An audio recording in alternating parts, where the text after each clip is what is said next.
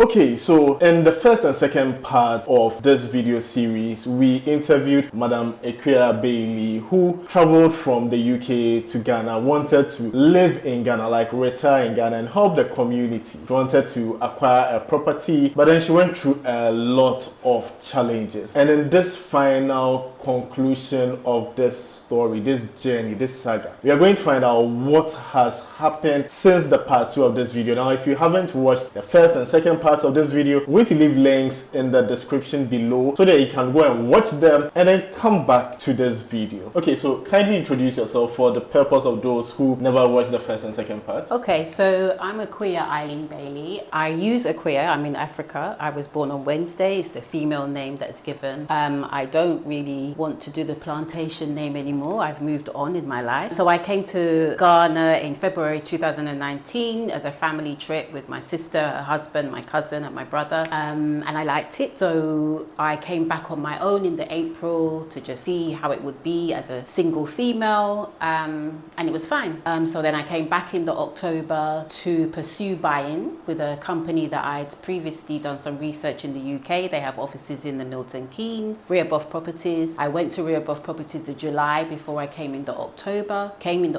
I went on the site in Quebenia that they were building. I looked at their previous properties that they'd built as well with the marketing manager, and decided that the Quebenia site would be good for me to start my life in Ghana. And at that point it would have been an investment opportunity and an investment property, but when COVID happened, I decided that I didn't want to be in the UK anymore, so I left and came to Ghana. I was told by the marketing manager at the time that the property would be ready October 2020, and then it moved from October because of COVID to December 2020. And then I arrived October the 5th, I think it was, of 2020, went on site in Quebenia to see the progress, and that was about the 21st of October, realized that it's not going to be completed in December. And then I started to have communication with the offices in the UK and the marketing manager here, and I soon realized that I'm not going to get the property, and I'm already here. I tried to get them to negotiate paying my half of my rent wherever I'm staying until the property is completed. They did not communicate with that. They didn't care. Basically, they just didn't care, and the completion date kept moving. I think it may have just, like, it's taken 2.5 years after the completion date that we were given. I think it may be just completed now. So obviously then, in order to get my money back, they're not listening. I had to engage with lawyers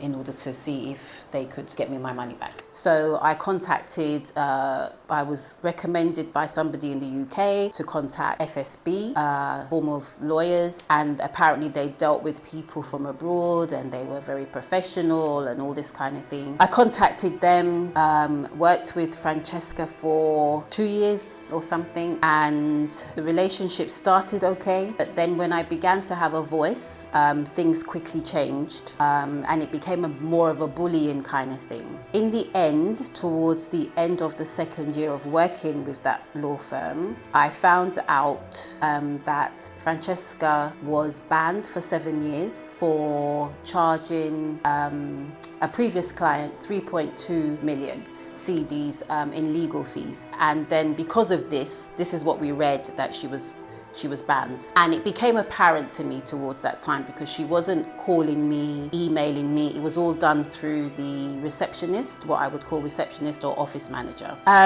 So that was a big shock. After 2 years of paying and going to court, you can only imagine, if you haven't been through it, you can't know the stress that it will cause to you. But there was nothing nice about it. Even now, I don't know how I got through, because I'm in a foreign country. So I had to find another lawyer, another firm to deal with, because the case hadn't been finished. Rehoboth just played games. They played games for 2 years. I think Rehoboth thought that I was going to go away and give up, and I don't know, and they were going to be able to keep the money. That's very, very far from the truth.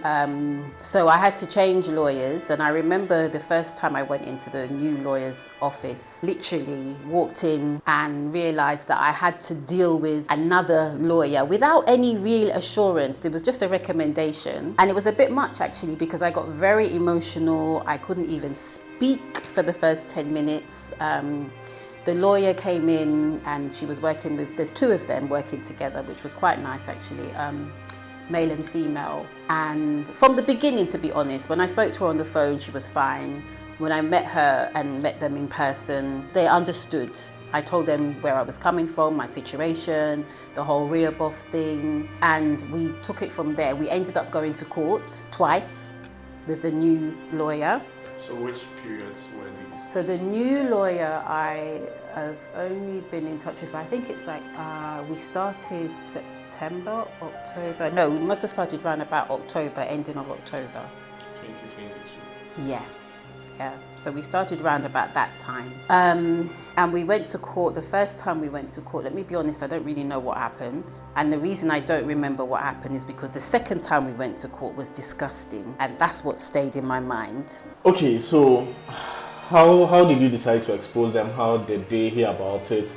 And what was their response? After going to court the second time with the new lawyers, I realized that they weren't serious. And I don't know if they thought that I'd be going to court for 2 years with the new lawyers. But it just like, I got so annoyed when I saw how it was like a playground for them. Rehoboth's lawyers and team came and behaved like it was a playground. Like, it was just so annoying and disrespectful. And I thought, that's it, I can't be doing this no more. And you know, I speak to people all the time about this. And one person said to me, you know, maybe you should expose them. And I was told quite a while ago to go to the radio, and I don't know, I just didn't do it. So I was speaking to somebody here in Ghana about exposing them in the newspapers here, and they told me that you can't do it if you're still being represented in court by your lawyers. So I told my lawyer, we're not doing this anymore. I'm going to end. This will be the last time that we go to court. We're not going back anymore. I'm going to find another way, or something like that, I said to her. And then I formulated my email to the contact in the UK.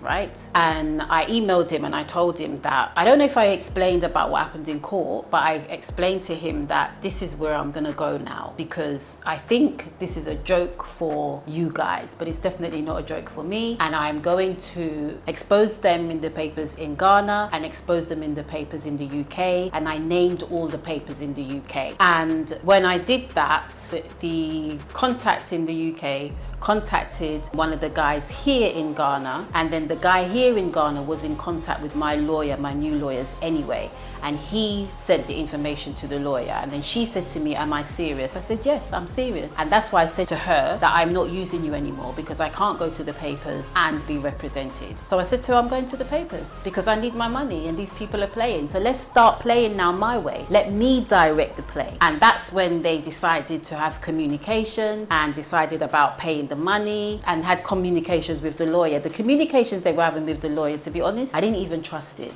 because I don't know when they've been serious and when, you understand. So they contacted the lawyer and they said something to her about paying the money by a particular day. She sent them all the documentations about how much it was. Again, they have to disagree, because they have to disagree, don't they?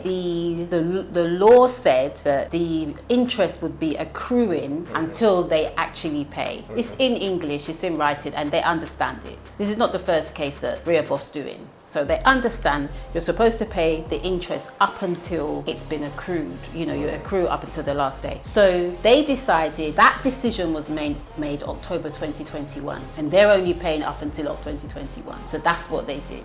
And we were in court still after October 2021 for over a year. So what they're trying to do is not pay that year.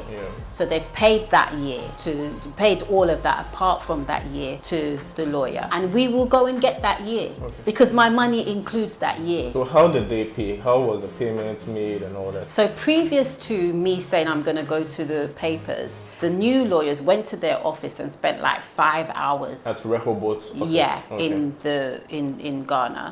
And they wrote some checks. Rehoboth wrote some checks? Yeah, they wrote some checks which we were holding on to be able to cash. So these were like post-dated checks, right? Post-dated checks, right? So we had that for over 6 or 7 weeks. Okay. And even when we went to court, the checks had already been written. And that's why I'm saying to you that they were playing. You understand? So you're writing the checks, you're doing stuff, you're coming to court, but you don't have no intention to really pay. What you're hoping is that this woman is going to be fed up, she's going to run out of money, so she can't be represented. And then she's just going to sit back and just think, okay, it's not going to happen and they can keep the money. It was never going to happen like that.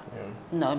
So we were able to cash the checks, and even when he's cashing the checks, I still don't know if they're going to put a block on it. The lawyer had to go to this place, that place, this place. She went to one place to cash the check. They sending her somewhere else. Whereas if you're really interested, you could have made sure that all of this didn't happen. And I have to pay for her running here, there and everywhere. You understand? That's why the last year of the interest has to be paid to me, because I have paid her to do so much work, and the previous lawyer I've paid, and the previous lawyer owes me money. Do you understand what I'm saying? So Rehoboth needs to pay all your legal fees as well. They have to pay.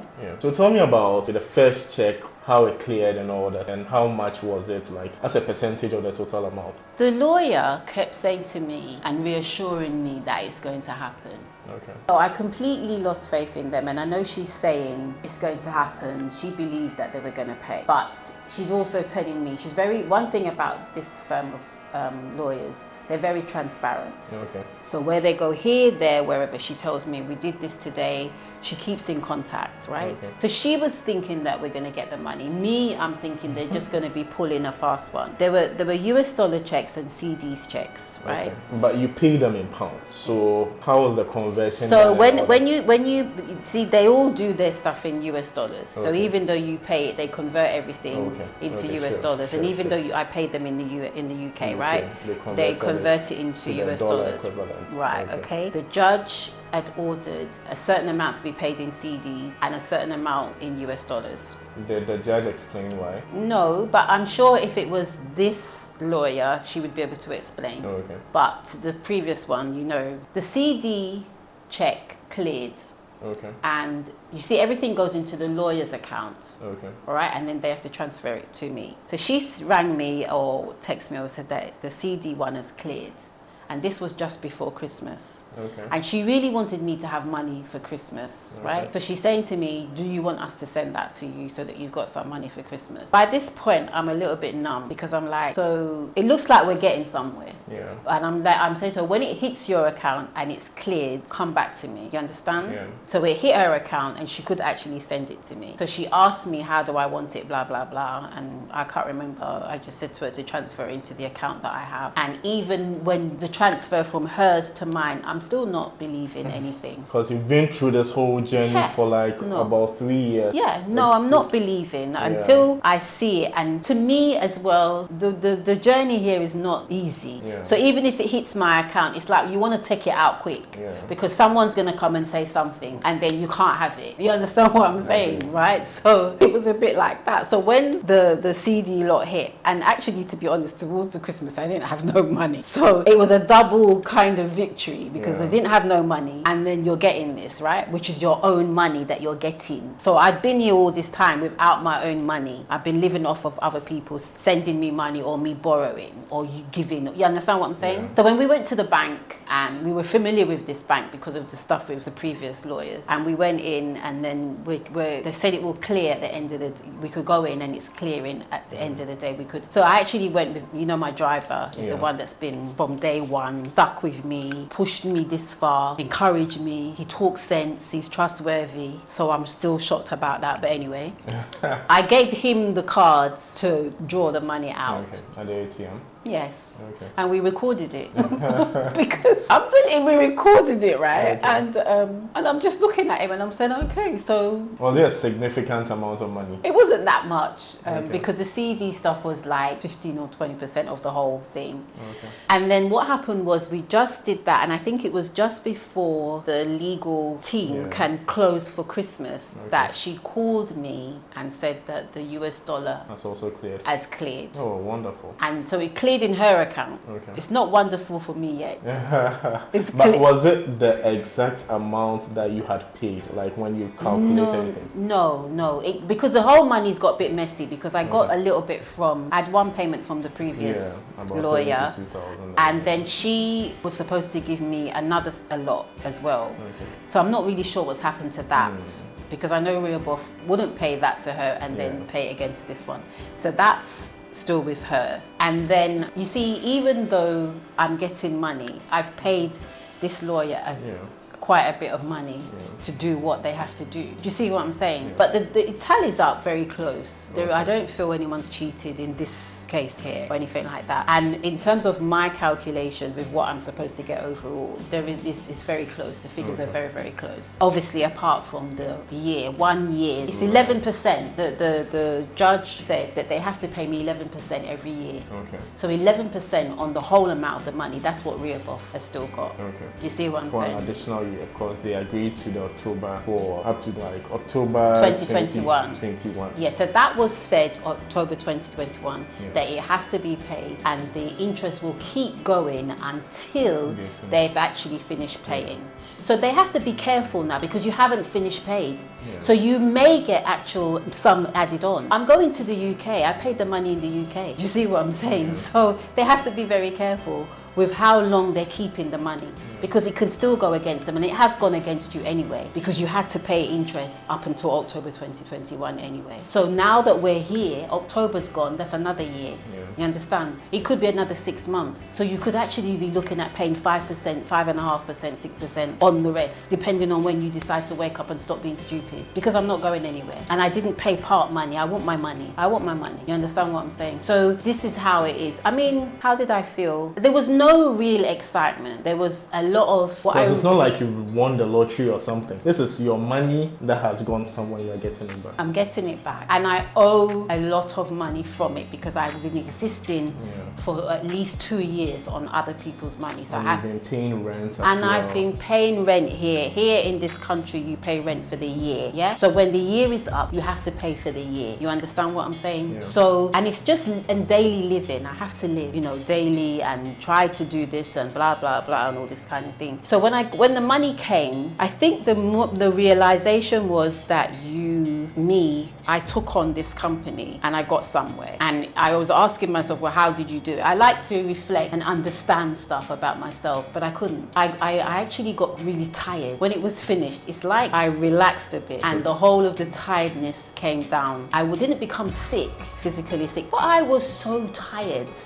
I couldn't understand why. I wasn't like weak, but I was tired and I was slow, and I realized you need to stop, just stop and kind of recuperate and wait. I think it's when I went back to the lawyers after we got the money and I need to move certain things forward now about being in Ghana that I kind of reflected on the first time I went to the office and how emotional I was and about can I really trust these people and blah blah blah, and then now we've actually got somewhere. You understand what I'm saying? And I think then it was like things are bad in Ghana, they are bad, and people are bad, people are very bad, people want your money, but there is a law firm that I can actually recommend because she said what she said. The both of them, the two of them worked together, and whatever they said they were going to do, they did it. When they came across a problem, they told me. When they didn't understand something in terms of they went to one bank and that one bank sent them somewhere else, I mean, that was a bit shady. I knew about that. So they treated me the best way that I feel that they could within the remit of what they can do in Ghana. So it's kind of a double thing. I got my money. I found a law firm that if I'm in Ghana that I can use, that understands me, and that will be genuine, you understand, and transparent. So that was kind of 2 victories for me going forward. And then it became, now what do you do? Yeah, what next? Jesus, like, how are you? Me, you know, I'm not, I didn't want to, obviously I needed to buy land, I needed my own. I don't feel that you can be in Ghana and be okay if you don't have your own property. I just don't. And if I couldn't buy land and then I would have to leave. This renting thing doesn't work. They take the mick with you left, right and centre. It just doesn't work, right? So it was about, now you have to buy land. Like, how do you do it? And I just feel that each time, at each stage, and I feel that if I'm here, it's about you taking a risk. Everything is going to be a risk.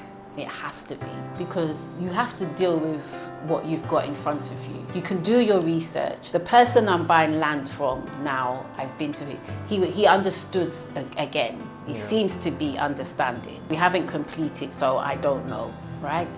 But he took me to his home. So I met his wife. And what he's saying to me is, if he messes up, I know I can sit at his yard and make noise. You get what I'm trying to say, right? So that was a kind of a okay-ish thing, but then you think, who knows if that's his wife?